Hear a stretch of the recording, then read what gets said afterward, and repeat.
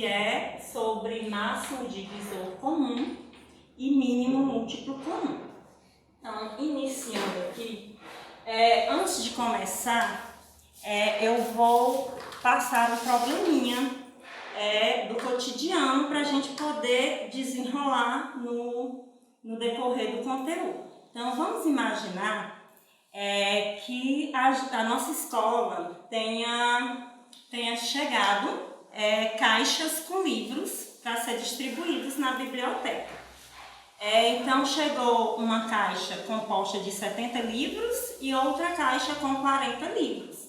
Então, na nossa biblioteca, nós temos prateleiras ao qual nós queremos colocar o maior número possível de livros, ao qual não sobre nenhum livro, que fique fora da prateleira. Então, a esse problema, nós podemos aplicar o máximo divisor comum. E no máximo divisor comum, nós temos vários métodos a ser utilizados para chegar à resposta adequada, a resposta esperada. Então, nós temos aqui a decomposição isolada, onde nós vamos fazer a fatoração isoladamente de cada número. No caso, nós temos a caixa com 70 livros, e essa fatoração é em números primos, ao qual a gente começa do menor número para o maior. Então, o menor número primo que nós temos é o 2. Daí a gente percebe que 70, por ele ser um número par, é divisível por 2. 70 dividido por 2 dá 35. Logo, 35 não é divisível por 3, porque se a gente soma 5 e 3 dá 8. E 8 não é divisível por 3. Logo, o próximo número primo é 5. 35 dividido por 5 dá 7. E o 7 só dá para dividir por 7, que dá 1. Então, resultou em 2 vezes 5 vezes 7. Daí, agora vamos fazer a fatoração do 40, da caixa que continha 40 livros. Então, nós temos novamente o mesmo processo, decomposição em números primos. Menor número primo 2, 40 dividido por 2 dá 20. 20 é par, novamente dá por 2, que resulta em 10. Novamente dá por 2, que resulta em 5. 5 só dá para dividir por 5, que resulta em 1. Daí nós temos 2 ao cubo vezes 5. Para chegar ao resultado, nós temos, então, no máximo divisor comum, temos que pegar os fatores comuns, ou seja, os fatores primos iguais de menor expoente. Então, daí a gente observa que no 70 nós temos o fator primo 2 elevado a 1, porque quando não tem expoente, o expoente é 1. E na fatoração do 40, nós temos o 2, que é igual, são comuns, só que elevado ao cubo.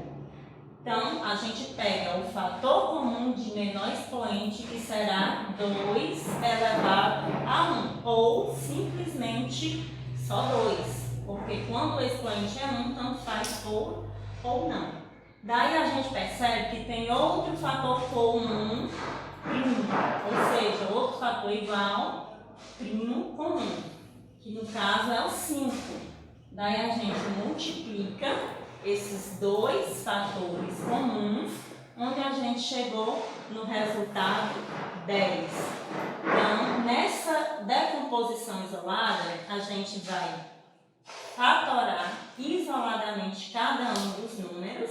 Daí depois, o máximo divisor comum será os fatores primos comuns de menor expoente, ou seja, iguais com menor expoente. O 7, a tia não pôs aqui porque ele não é um fator comum.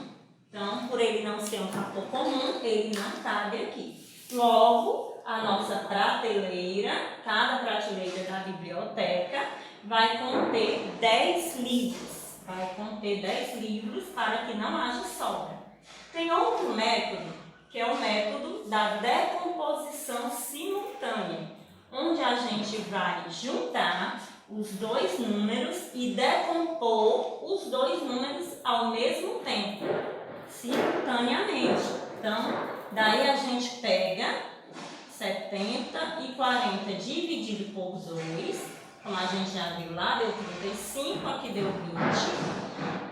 Novamente eu vou pôr o 2, porque o 20 dá essa possibilidade da divisão ser por 2, o 35 não. Então, como o 35 não dá para dividir por 2, a gente repete ele, e o 20 dividido por 2 vai dar 10. Como o número 10 é par, novamente dá condição de dividi-lo por 2, que dará 35. Repete o 35, porque não dá para dividir por 2, e 10 dividido por 2 dá 5. Daí, a gente percebe que o próximo número primo que vai dar para dividir é o 5, porque o 35 e o 5 dá para dividir por 5. 35 por 5 dá 7, 5 por 5 dá 1. Como resultou 7 no 35, ainda teremos que dividir novamente por 7. 7 dividido por 7 dá 1 e baixou novamente o 1.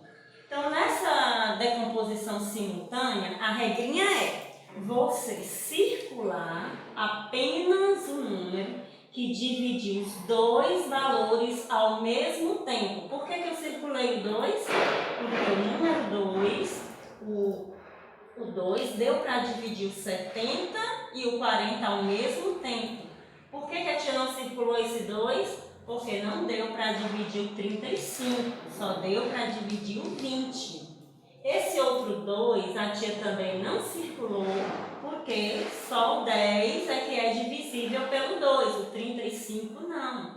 Daí a tia não circulou. E o 5 a tia circulou porque deu para dividir os dois números ao mesmo tempo. Então, na decomposição simultânea, a regrinha é circular os fatores primos que divide os números ao mesmo tempo. Daí, a gente pega esses números circulados e multiplica um pelo outro. Então, 2 vezes 5 dá 10. Foi o mesmo valor que a gente encontrou na decomposição isolada, só que com métodos diferentes. Então, são duas metodologias diferentes, ao qual a gente chega no resultado, que é o máximo divisor comum, utilizando métodos diferentes, tá? Daí a gente tem um outro método, que é o dispositivo prático. Esse dispositivo prático é usado a números que a gente já fatorou, então a gente já sabe qual é a fatoração. Então a gente já usa de cabeça quais são os fatores comuns de menor expoente. A gente já sabe quais são os fatores comuns de menor expoente, comuns, e aí já multiplica de cabeça esses valores. A gente já sabe que 2 vezes 5 vai ser igual a 10. Então, deu para chegar nesse resultado, porque a gente usou o dispositivo prático, que é o dispositivo onde a gente já sabe quais são os valores da fatoração e quais são os fatores primos comuns de menor expoente.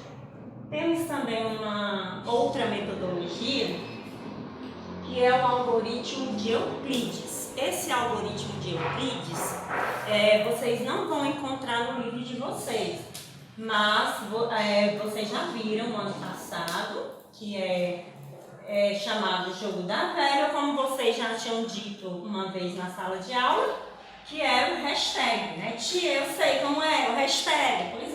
Pois dá para usar também esse algoritmo de Euclides. Ele funciona da seguinte forma. Nós temos dois valores, 70 e 40, ao qual a gente colocou no início do problema. Daí, você tem que pegar, fazer os quadrinhos, né? Como se fosse o jogo da velha.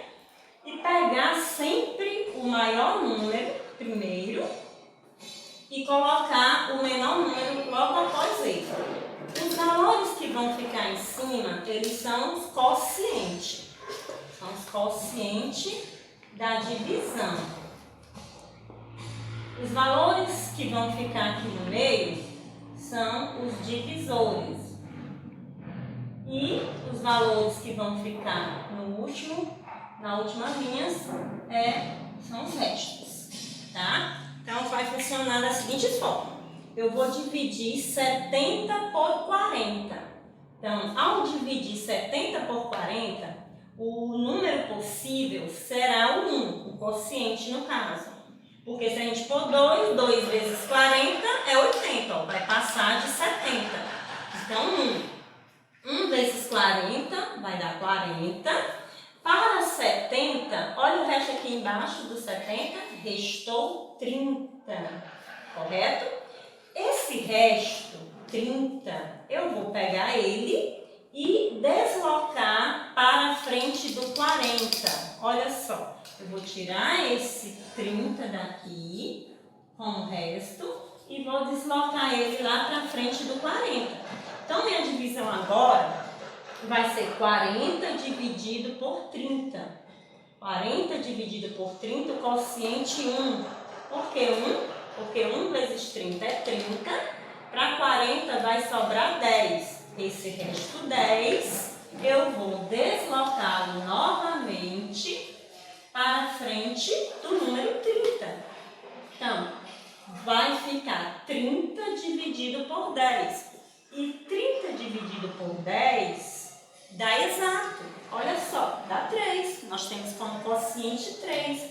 3 vezes 10 dará 30. Para 30 não vai sobrar nada. Então, quando é que eu vou parar a divisão? A divisão ela vai parar quando a gente chegar exatamente ao resto zero. Então, 30 dividido por 10 dá 3. Restou 0. Nós temos, então, 30 dividido por 10 dá 3.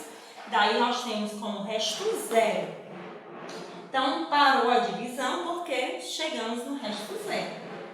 Daí, quando a gente encontra o resto 0, esse número aqui que eu circulei de vermelho, o 10, será o máximo divisor comum. É o 10 porque nós encontramos o 0 como resultado, ou seja, a divisão a partir desse momento ela deu exato, porque restou o resto 0. Então, daí o valor que a gente encontrou foi o 10.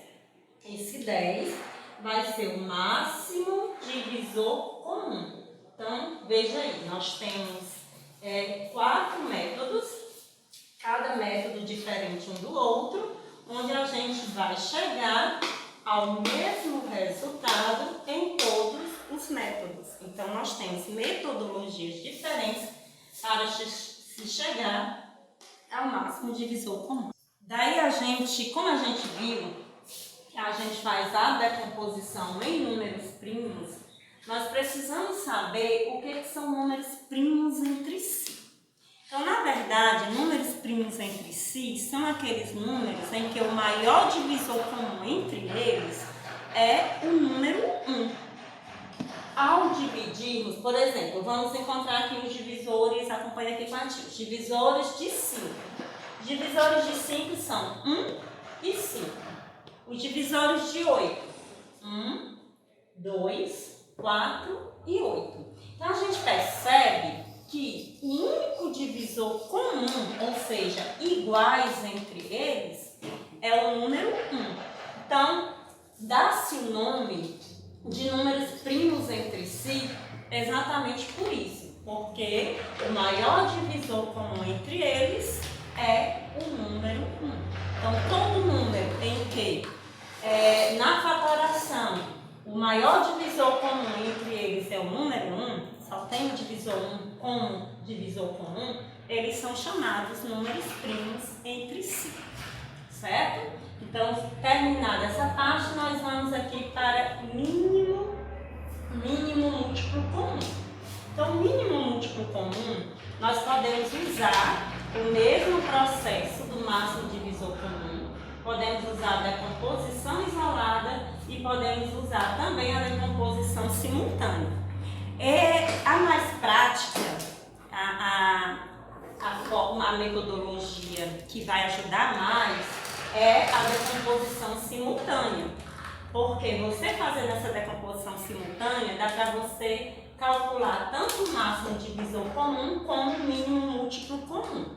Mas vamos lá. Então, na decomposição isolada, nós temos 2, 5 e 7 na fatoração de 70. Na fatoração do 40, nós temos 2 ao cubo e 5. Então, nesse caso aí, no mínimo múltiplo comum, nós vamos pegar os fatores comuns de maior expoente e também os não comuns. Ou seja, a gente vai pegar os fatores primos iguais, só que de maior expoente. Então, no caso aqui, nós vamos pegar 2 ao cubo, que é o fator de maior expoente. No caso, para calcular o MDC, aliás, o MMC de 70 e 40. Então, nesse caso aqui, nós temos a mesma metodologia do máximo divisor comum, que é a decomposição isolada, onde a gente vai pegar os fatores comuns de maior expoente. Como sim, os dois têm o mesmo expoente, pode pegar só um, e os fatores não comuns. Então, nós temos aqui o 7 como fator não comum. Então, nós temos aí, para calcular o MDC, ó, nós sabemos que 2 ao cubo é 8, vezes 5, vezes 7. Ó.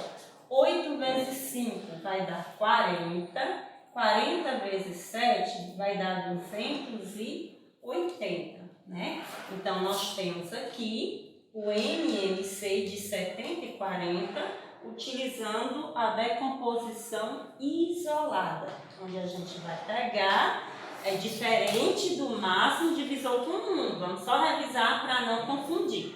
O máximo divisor comum na decomposição isolada são os comuns de menor expoente, só comuns, ou seja, só os fatores primos iguais e de menor expoente.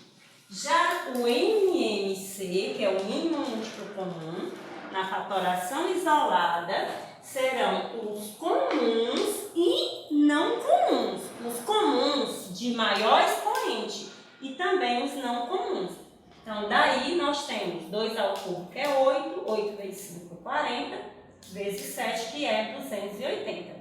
Na decomposição simultânea, vai dar o mesmo resultado, porque nós vamos multiplicar ao mesmo tempo todos esses valores, ó, 2 vezes 2, 4, 4 vezes 2, 8, 8 vezes 5, 40, 40 vezes 7 vai dar 280.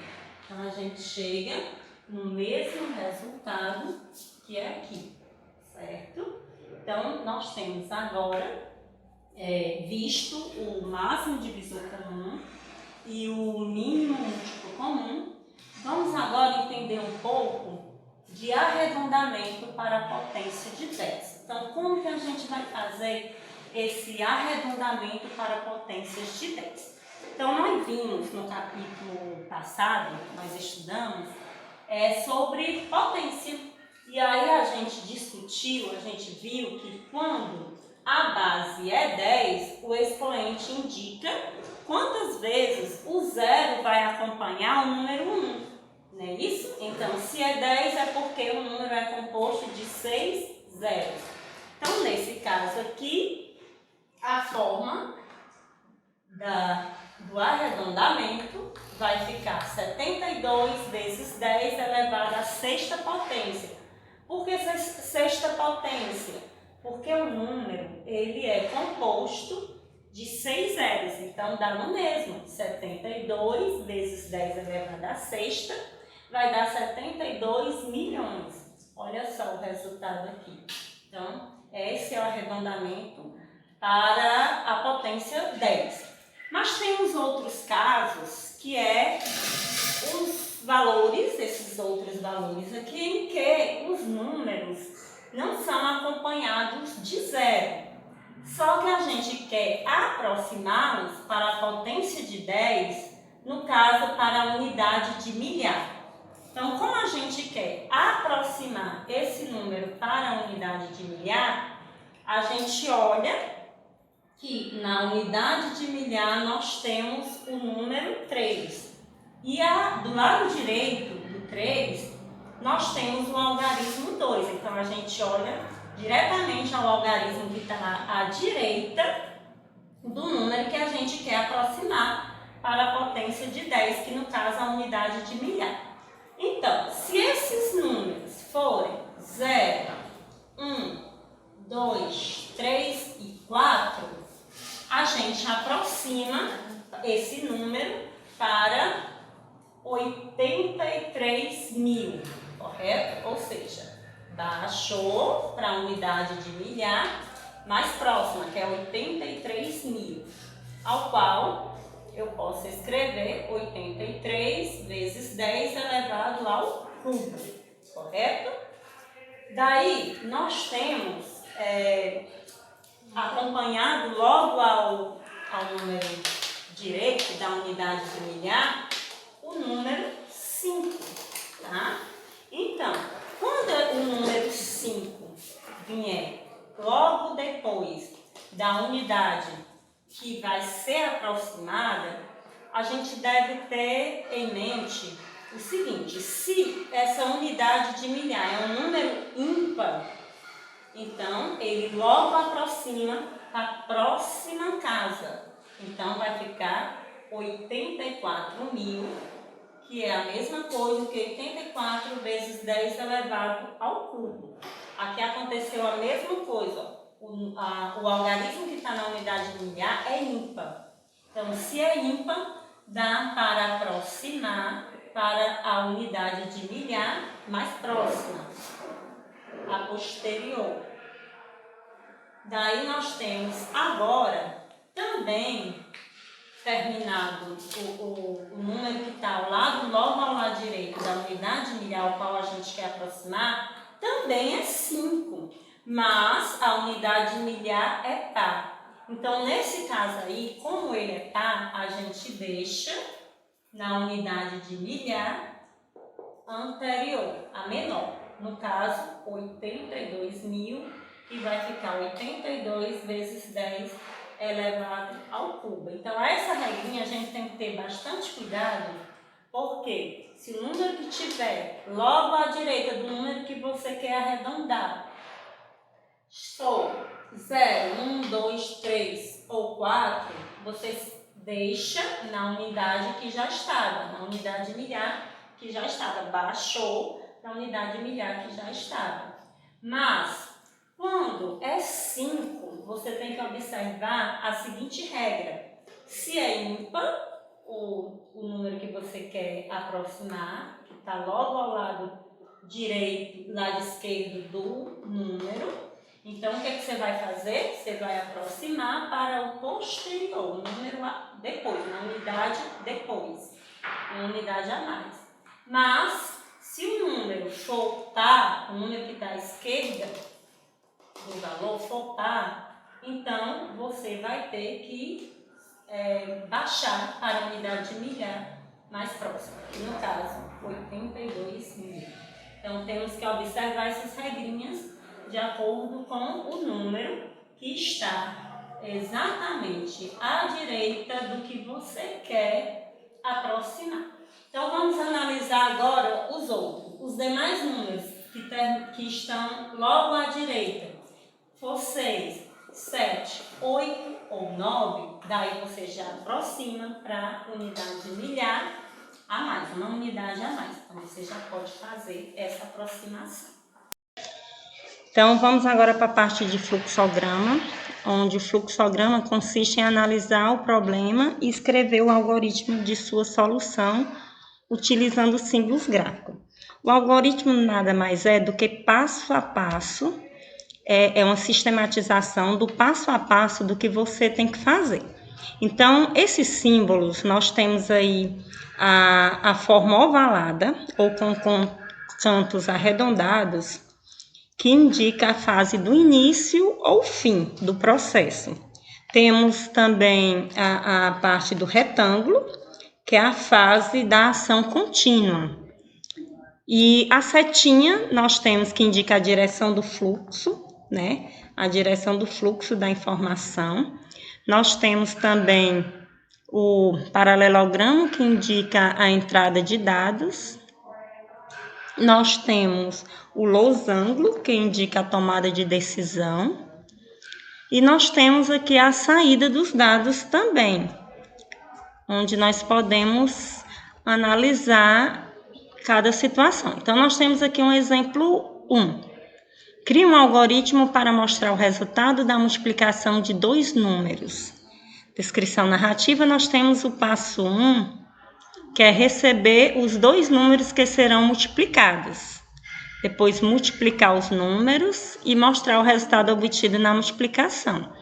Então, nós temos aqui esse passo a passo através de um fluxograma. Nós temos o início, nós temos N1 e N2, onde serão os 2 números que serão multiplicados. No retângulo, nós temos essa multiplicação. E logo abaixo, na setinha, nós temos o resultado dessa multiplicação, que é o fim, correto? Então, nós temos essa outra parte que nós podemos usar, que é a parte do fluxograma, para representar o passo a passo de uma determinada conta que a gente venha fazer. Vamos aqui para o exemplo 2.